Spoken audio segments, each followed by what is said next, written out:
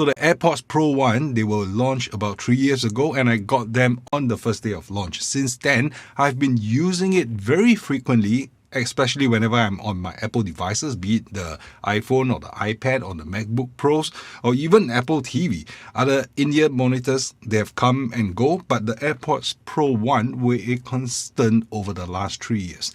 Now, there are many reasons why that's the case, but there's also one big flaw that has kept me from wholeheartedly recommending it to people I know who care about the highest quality of music. Now, the AirPods Pro 2, they were launched just last month, and since then, I've also been testing them extensively. For most parts, it's a great upgrade to the original Pros while keeping the same price tag. Now, in fact, in Singapore, it has even dropped a little from the original asking price of the AirPods Pro 1 at $379. It is now at $359 for the Pro Gen 2. Of course, with the steep discounts, you can usually get the AirPods Pro 1 for below 300 Singapore dollars. But there is one problem which has kept me from fully recommending these AirPods Pro Gen 1.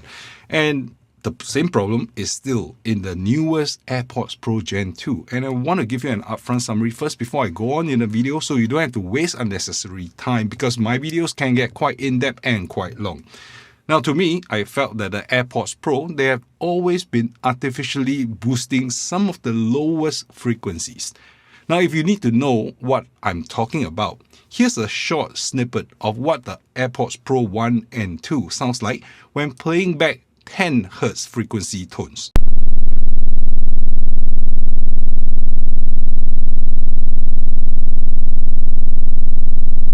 And this is what it should normally sound like.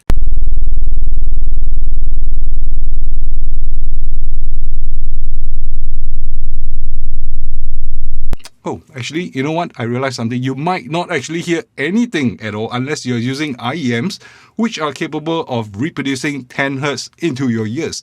Now, most IEMs can actually allow you to hear really low frequencies, even if they're not advertised to do so. Now, to be fair, Apple never said that they could play anything below 20 Hz anyway, but you can actually hear below 20 Hz for most IEMs. Now, if you are wondering which IEM I used and managed to play the 10 Hz test tone, it is this. This is the UGREEN High-Tune TWS True Wireless Stereo, which costs $20 US. That's like 1/10 the asking price of the AirPods Pro 2. So that's the upfront summary for those of you who came into this video thinking that there is a huge flaw with these AirPods Pro. Now you can leave this video knowing that, in fact, you can try it yourself by generating the test tone yourself. Now I'm providing the link in the QR code probably right here on the screen now. If you scan this QR code, you'll be taken to a tone generator. I will also be providing the link in the video description down below. Now from there, just plug in your AirPods Pro and play a 10 Hz tone. The wobbly bass will become pretty obvious when you play it back on another pair of IEMs or headphones which can produce that 10 Hz frequency audibly. So, if you have some time to stay on, let me talk a little bit more about the AirPods Pro 2, which have received pretty rave reviews since its launch last month. In fact, I scoured the entire YouTube and I have not come across a single bad review. And I hesitated producing this video because it might simply be too much of a bad thing to say of the mighty Apple, which is the world's most valuable company. Now, before we go into the details, I have to actually say this single fault is actually unlikely to affect most users. In fact, if you have not watched this video and if I've not told you about this or demonstrated this to you, you might have gone 3 years without realizing it at all. But because I test my stuff so intensively and extensively, I invariably get to nitpick on a couple of things here and there. So, yep. So what I've heard from the AirPods Pro when it was connected to the iPhone is that the bass note played at 10 Hz wasn't sounding like 10 Hz. Now, it is quite obvious that you're actually hearing some other frequencies mixed into the 10 Hz sine wave. Now, I can't tell exactly which frequencies are mixed in, but it is not a smooth response. Now, if you need to know how 10 Hz sounds like, maybe take a listen to this sample.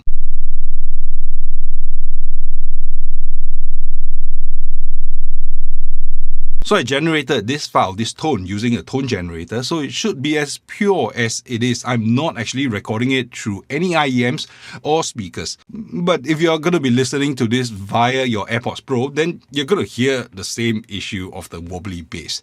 Now, your mobile phone or your laptop, if you're just going to play it out through the speakers, you're probably not going to play this frequency, so you might just be hearing silence, and I was going to look stupid, like, as if there's something playing, but you can't hear anything. So sub-bass frequencies are actually just a pain to test, to replicate, and to convey over digital media such as YouTube. So how does it affect you? Well, maybe never. There's AirPods Pros, they are fantastic sounding IEMs, and they're truly natural sounding for most parts. In fact, for podcasts and speech delivery like audiobooks, I actually use them almost exclusively. They're also great for switching between Apple devices, as you only need to pair them once with one of your devices, and you never have to pair them again with any other Apple devices, and they just work when you want to connect to them. The transparency mode is one of the best around, and with the Pro tools, you are actually getting enhanced transparency mode, as it even blocks out loud sounds instantaneously. The noise cancelling has also been enhanced, and while it could be subtle for most parts, I do notice that you get a much lower sound floor, noise floor actually, in an office environment or in a cafe environment where there are people engaged in conversations around you.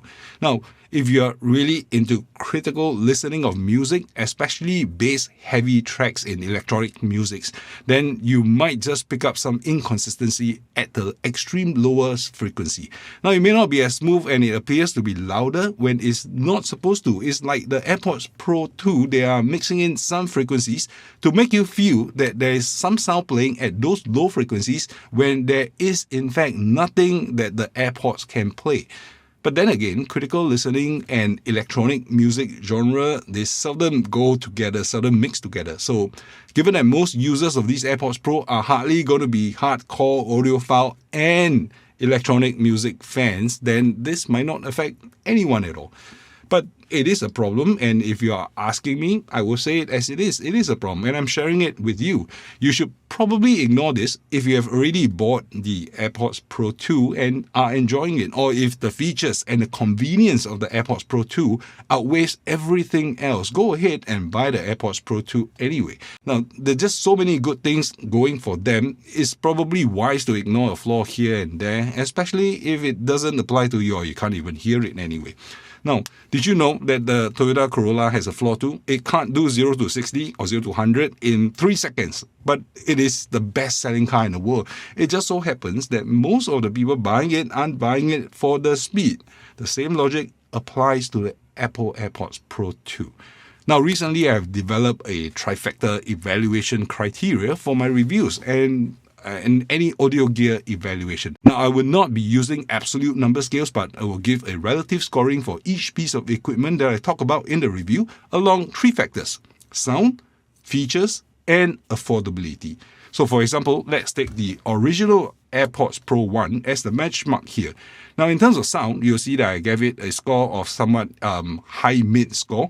And in terms of feature set, I gave it a relatively high position on the scale. But in terms of affordability, it actually ranks pretty low. Now, there are no numbers here, so to make any sense of it, we need to compare it with something else, right? Let's compare that with the AirPods Pro 2. Now, if you think about the AirPods Pro 2 staying at the same price as the previous model, the affordability should still be about the same, right? But for Singapore, the price actually dropped a little bit, so I'm inching up the affordability just by a small tad. Now, for the sound, overall, it is better than the Pro 1. Spatial audio is very well executed. Atmos music playback is there, but whether it's better or not is kind of arguable. For me, it just sounds overly processed and artificial. But that's just my personal opinion. So I rate the sound capabilities without considering all the magical processing that's happening. Now, in terms of feature set, it took a really strong feature set from the Pro 1s and enhanced it further with the built-in lanyard, fine mine enhancements, as well as the skin sensor and the H2 chip for better noise cancellation and enhanced transparency. Now, it's got a lot going for it, so unless you can find the AirPods Pro Gen 1 for a lot less money, there's no reason why you would choose the previous generation over the Pro 2s, given that it outperforms in almost all 3 factors. Now, you may be asking me if there are any other alternatives out there then yeah, of course there are definitely alternatives out there. In fact, today I'd like to share two alternatives with you. Now, one from either extreme of the spectrum in terms of price. Now, the first I'm going to be talking about is this. This is the Devialet Gemini, right? Which is from a French audio company, Devialet. They're known for producing extremely high-end Bluetooth speakers like the Devialet Phantoms or their ridiculously expensive expert amplifiers that are often running into 5-digit price tags. Now,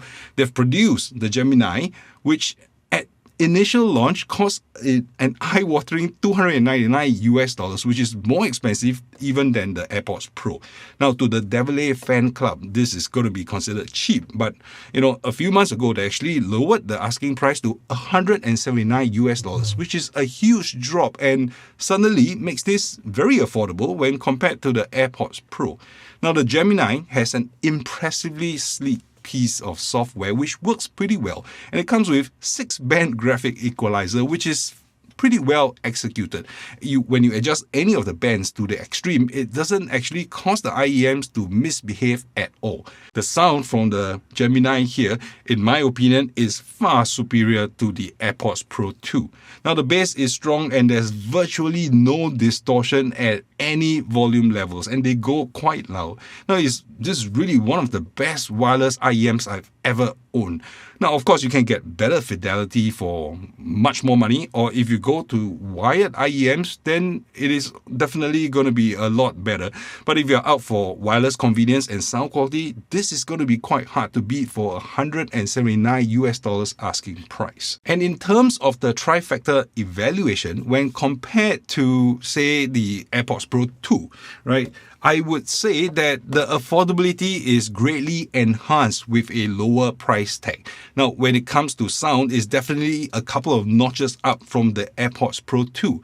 Now, for those of you bass heads out there, this is going to be really hard to beat.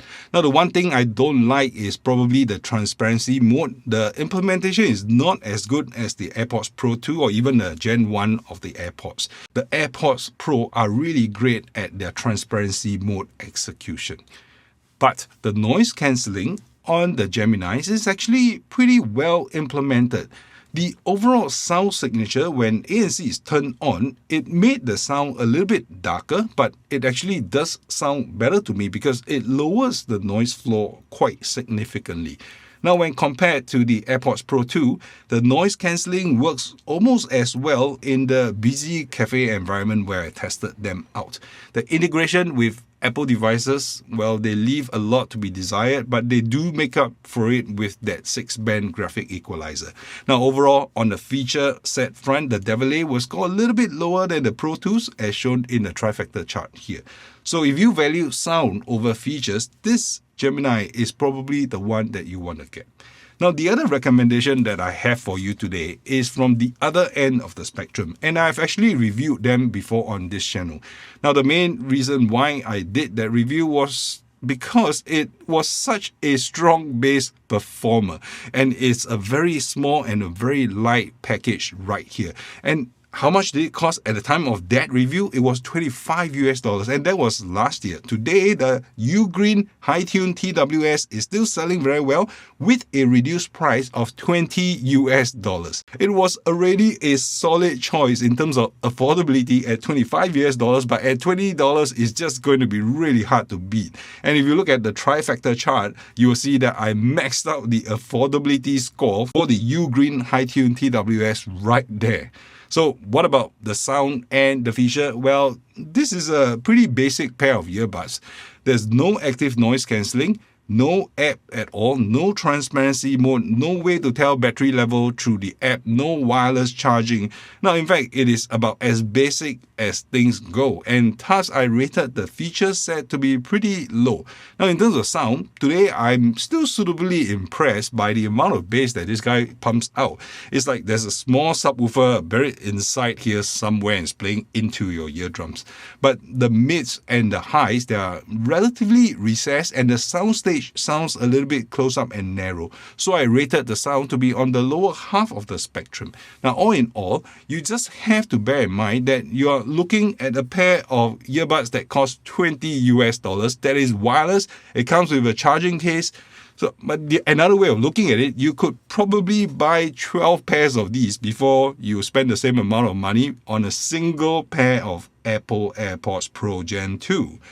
Alright, so that's my evaluation of the AirPods Pro 2 after sharing that one small little flaw in them.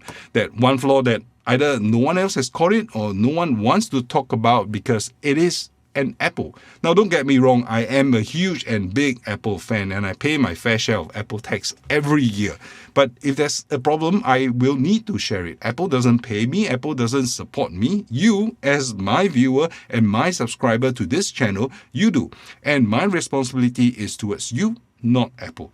Now, any of the brands out there, same applies to them. Anything I review on this channel, I have to say it as it is. So where I can, I will leave the Amazon affiliate links down in the video description below. If you'd like to support my work and my channel, that's one way to do it. If you're going to buy the things that I'm talking about anyway, you won't have to pay anything more via the affiliate links. Now, if you'd like to support me directly, there's a super thanks icon just below this video, which you can click to contribute to my coffee fund. Now, if you're keen to test out a couple of tracks which are bass heavy and would really like to show off the bass performance of your IEMs or maybe even other speakers, maybe check out this video right here. You'll find that the tracks that I personally use to test my stuff that I talk about on this channel. That playlist was actually started when I got my hands on the Sonos 5s, but it will apply to any speakers or any IEMs. So if that's something that you appreciate, I'll see you over there in that video.